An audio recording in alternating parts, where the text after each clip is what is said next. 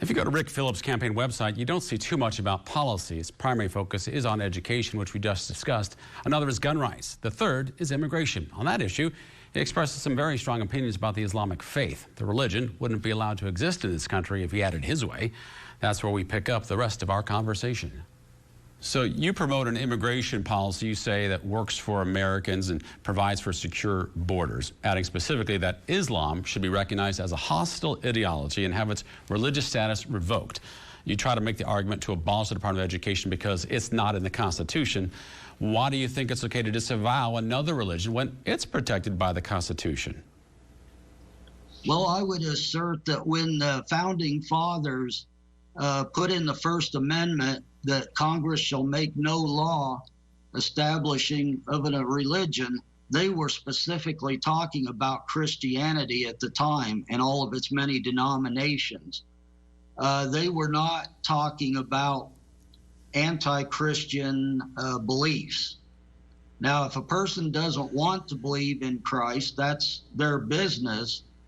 But to say that this First Amendment right includes all religions in the world, I think is erroneous.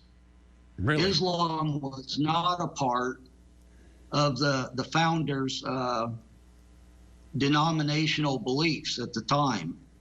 As if you want to talk about Islam, President Thomas Jefferson sent the Marines to deal with the Barbary pirates.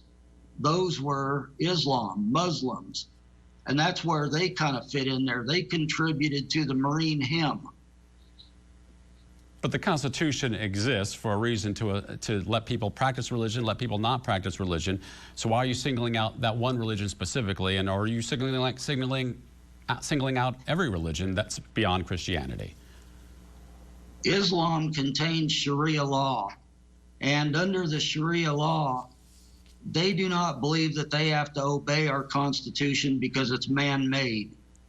And it's their goal to eliminate all other religions. That's what's happening over in the Middle East.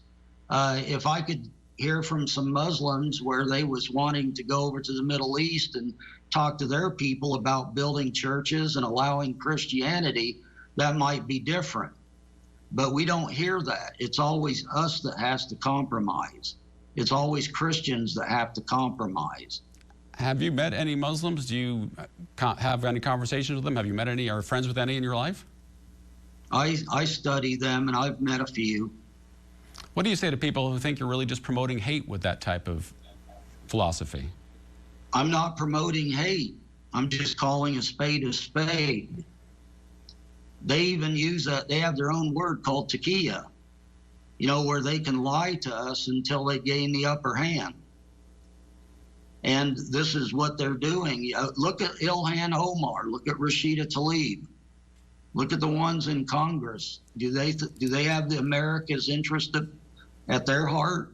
Well, I don't think so. Well, didn't their voters elect them for a reason? Because they think that they are representing them? Isn't that the American way? Maybe so, but up in Ilhan Omar's district, they moved 70,000 Somalians in up there to vote for her. Well, Mr. Rick Phillips, appreciate the conversation. Good luck in the primary. We will certainly be watching what happens on June 2nd. Good luck to you. Thank you.